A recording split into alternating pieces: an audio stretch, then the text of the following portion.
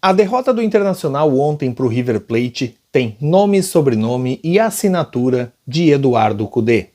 O nosso treinador tomou decisões que, de tão ruins e de tão equivocadas, ficaram parecendo até mesmo de propósito.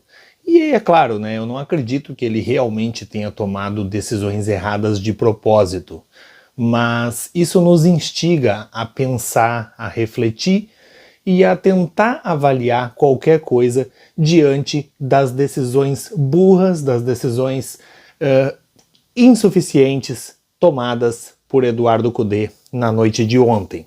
Eu sou o Samurai Colorado, esse é o canal que a gente torce junto, que a gente sofre junto, porque é um canal de torcedor para torcedor. E aí eu quero avaliar aqui com vocês nesse vídeo de hoje, principalmente assim, ó, eu não vou avaliar jogadores. Tá? Não vou avaliar jogadores, pode ser que eu comente alguma coisa sobre jogadores aqui, mas eu coloco 100% de toda a culpa da virada que a gente tomou ontem na conta de Eduardo Cudê. Porque tudo o que foi feito de errado na noite de ontem passou pelas mãos dele. É claro que muita gente pode argumentar que a direção não trouxe os reforços. Beleza, a direção realmente não trouxe os reforços. O nosso grupo, ele é mais fraco do que deveria ser.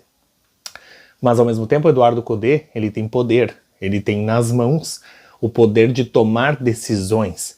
E é sobre as decisões que ele tomou que eu fiz esse vídeo de hoje, que eu faço esse vídeo de hoje e comento aqui com vocês tudo que ele fez de errado na noite de ontem e que esses erros foram coroados com uma derrota, com uma virada que parecia que era a vontade do treinador de tão desastroso que foi, de tão absurdas que foram as decisões que o Eduardo Cudê tomou ontem. Eu vou começar olhando aqui, ó, o time que o Inter começou e aí eu pauso cada vez que tiver um problema, tá? Rocher no gol, grande partida do Sérgio Rocher, foi o melhor jogador do Inter em campo, nos salvou de uma goleada e a gente podia já estar agora eliminados da Libertadores. Não estamos ainda eliminados da Libertadores, mas muito graças ao Sérgio Rocher. Esse aqui eu não tenho realmente que falar nada.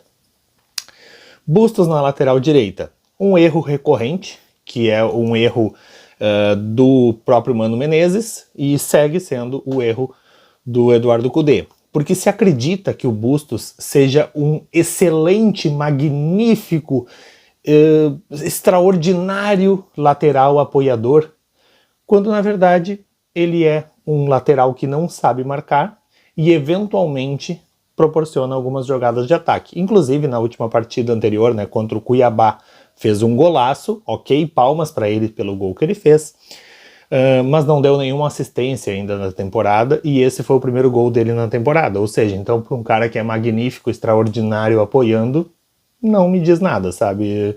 Foi apenas um chute isolado, um chute de rara felicidade, que ele acertou o alvo, e claro, ele até apoia com qualidade, como apoiou lá no ano de 2022. Mas em 2023, vamos combinar que ele ainda está devendo, né? É menos do que o Inter precisa e muito menos do que aquilo que ele pode entregar para o Inter. Dito isso, eu prefiro, na lateral direita, Igor Gomes. Mas o Igor Gomes com ritmo de jogo, o Igor Gomes treinando de lateral direito, o Igor Gomes participando com frequência das partidas, porque não é o que vem ocorrendo. Igor Gomes ontem entrou sem ritmo de jogo, depois de várias partidas sem ser colocado em campo, tanto pelo Mano Menezes quanto pelo Eduardo Cudê, e o Igor Gomes tinha treinado de zagueiro, e aí entrou em campo como lateral direito. Qual a lógica disso? Não sabemos. Mercado falhou gravemente em alguns lances na partida de ontem, inclusive 1 ou 2 gols do River Plate passaram pela culpa do Mercado. Mais uma vez eu digo, não é culpa do jogador e sim de quem colocou ele em campo. Tínhamos no banco Nico Hernandes, uma opção que na minha visão muito melhor, é um zagueiro muito melhor, mas se opta pelo Mercado por algum motivo. Vitão, ok, acho que seria a minha dupla de zaga com o Nico Hernandes, né, o Vitão, então não vou dizer muita coisa. O René, ele foi mal, mas muito pela falta de cobertura. Ninguém tá protegendo o René, e os caras estão ficando muito no mano a mano com o René. E ele não tem uma qualidade excelente, o René é um jogador mediano, e ele pode sim nos trazer uma segurança na lateral esquerda, mas precisa ter também jogadores que façam alguma cobertura e ajudem ali o René, né? Mas também o René a gente não tem outra opção pro lugar dele, porque o Tauan Lara é uma avenida e não foi sequer relacionado para a partida, e com razão, né? Porque o Tauan Lara não serve para o Internacional. Então o René não vou questionar. O Johnny foi o melhor jogador de linha do Internacional ontem. Ele jogou uma grande partida. Apesar de eu defender que o Rômulo seja o melhor primeiro volante que a gente teve até agora em 2023, o Johnny ontem fez uma grande partida. Então não passa pelo Johnny a culpa do resultado. De repente o Johnny poderia jogar um pouco mais avançado e o Rômulo jogar ali na posição dele, ou os dois poderiam até jogar lado a lado, não sei. Mas eu sinto falta do Rômulo de volante, tá? O Depena, ele foi completamente nulo em campo, assim como ele tem sido completamente nulo no ano de 2023. Se é questão pessoal, psicológica, isso aí quem tem que resolver é psicólogo. Eu sou comentarista de futebol, não sou psicólogo, então acho que se ele tiver problemas particulares e tal que impeçam ele de exercer a profissão, ele precisa ser afastado da profissão, né? Mas ele foi totalmente nulo, não jogou absolutamente nada, falhou consideravelmente em vários lances e comprometeu o Internacional ontem. Esse não pode entrar mais em campo enquanto não melhorar isso. E eu não digo nem para deixar no banco e botar no segundo tempo, eu digo para não colocar em campo mesmo, sabe? Botar ele para servir água para os colegas, né? Isso aí não tem condições, ele não pode, realmente não pode mais entrar em campo. Aí a gente teve o Charles Arangues, que é um bom jogador, é um jogador bom ali no meio de campo e tudo, e jogou razoavelmente bem ontem, não tenho nenhuma queixa do Arangues na partida de ontem. O Wanderson, completamente nulo, não nos entrega nada há bastante tempo, é outro jogador que precisa ser afastado o quanto antes para o banco de reservas. Pode colocar ele no banco de reservas, eventualmente colocar ali no segundo tempo, alguma coisa assim, talvez, ou de vez em quando nem mesmo entrar. É um cara que não está merecendo a titularidade e se ficar no banco de reservas, entrar de vez em quando até é um pouco mais aceitável, mas acho que o ideal seria dar um tempo no Wanderson e não botar ele nem em campo, né? O Alan Patrick, ele foi escalado no ataque junto com o Ener Valencia, ele fica de costas pro gol e aí anula o Alan Patrick. Nosso melhor jogador de armação, o único jogador armador do time não está armando, porque ele está em dupla de ataque com o Ener Valencia. Porque na visão do Eduardo Cudê, essa é a melhor contribuição que o Alan Patrick pode dar para o Internacional. Ficar de costas pro gol e não armar nada. O Inter não arma porque não tem armador. E tanto é que o gol do Internacional é uma cobrança de falta do próprio Alan Patrick com a cabeçada do Ener Valencia fazendo o gol. Assistência do Alan Patrick de falta para a cabeçada do Ener Valencia.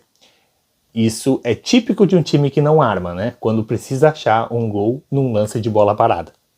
E o Ener Valencia, né, que eu acabei de dizer que fez o gol de cabeça, fez ontem a sua melhor partida com a camisa do Internacional, inclusive fazendo o primeiro gol. Teve um lance de bicicleta que ele quase fez. Segundo tempo foi um pouco mais apagado porque o time também não colaborou. Mas finalmente estreou Ener Valencia e nos deu um gol. Já fico feliz com esse retorno.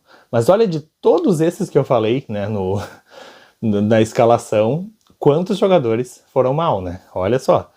Aí veio as substituições. Como se não bastasse o nosso treinador escalar mal, ele ainda começou a fazer substituições. Aos 21 do segundo tempo, exatamente no momento que a gente toma o gol de empate depois de estar tomando uma pressão, porque foi o seguinte, talvez vocês não tenham visto a partida, não sei, mas o Internacional estava tomando uma pressão absurda do River. Na verdade já era para ter substituído no intervalo da partida, ou então logo no começo, Quando começou aquela pressão do River, o Inter tinha que ter mexido já no time. E o Inter não mexeu no time, o Eduardo Cudê não mexeu no time. Ele esperou tomar o gol de empate para mexer. E aí quando toma o gol de empate, ele faz 2 substituições. Aos 21 do segundo tempo, já com o placar de 1-1, ele faz 2 substituições. Uma que eu aprovo, que é Igor Gomes no lugar do Bustos, apesar que o Igor Gomes não entrou tão bem na partida ontem, muito pela falta de ritmo e muito também por ter treinado de zagueiro e jogado de lateral, isso confunde a cabeça do atleta. E a outra substituição, ele tira o Wanderson, que era nulo, e coloca o Campanharo, que também é nulo, só que joga um pouco mais atrás e compromete um pouco mais do que o Wanderson vinha comprometendo. Aos 28, 7 minutos depois, o Inter faz mais 2 substituições. Coloca Luiz Adriano no lugar do Ener Valencia, que aí trocou 6 por meia dúzia, atacante por atacante. Se o Ener Valencia já estava isolado no segundo tempo, o Luiz Adriano só deu sequência a esse isolamento lá. Era outro para ficar isolado. E aí colocou o Rômulo, mas não de volante. Colocou o Rômulo na do Arangues, que não é bem a posição do Rômulo, não é onde ele rende melhor. Talvez se tivesse colocado o Rômulo de primeiro volante e subido um pouco o Johnny, poderia ser mais aceitável. Mas coloca, né, o Rômulo no lugar do Arangues, sendo que o Rômulo tinha treinado de lateral direito. É, isso mesmo. Rômulo treinou de lateral direito e na hora de botar na partida colocou de segundo volante. Isso é Eduardo Cudê, né, gente? E aí aos 41 do segundo tempo, quando a vaca já tinha ido-se embora com a corda, que a gente já tinha tomado a virada, né, já estava 2-1 pro River, ele coloca o Pedro Henrique em campo. Só que aí ele tira Alan Patrick. Ou seja, nós tínhamos 2 atacantes, o Luiz Adriano e o Pedro Henrique, e não tinha armação, porque não tinha mais Alan Patrick em campo. E aí sobraram no banco de reservas, que não chegaram a entrar em campo, eu anotei aqui 4 dos que sobraram, que são os mais graves na minha opinião. O Nico Hernandes, que deveria ter sido titular no lugar do Mercado, o Bruno Henrique, que deveria ter sido titular no lugar do Carlos Depena, ou até mesmo uma opção para o lugar do Depena no decorrer da partida, para entrar ali no meio de campo. O Maurício, que é um grande jogador e que fez grandes atuações, conseguiu inclusive aquela virada maravilhosa contra o Flamengo, fez 2 gols contra o Independiente de Medellín lá, que nos classificou. Enfim, Maurício, com grande qualidade, ficou no banco de reservas, não entrou em campo. E o que eu sempre falo, o Luca, né? O Luca, que já era preterido pelo Mano Menezes, agora é preterido também pelo Eduardo Cudê. Na minha opinião, o Luca seria a melhor opção de dupla de ataque com o Ener Valencia, e o Alan Patrick tinha que armar o time, tinha que vir mais para trás para a posição que é a dele.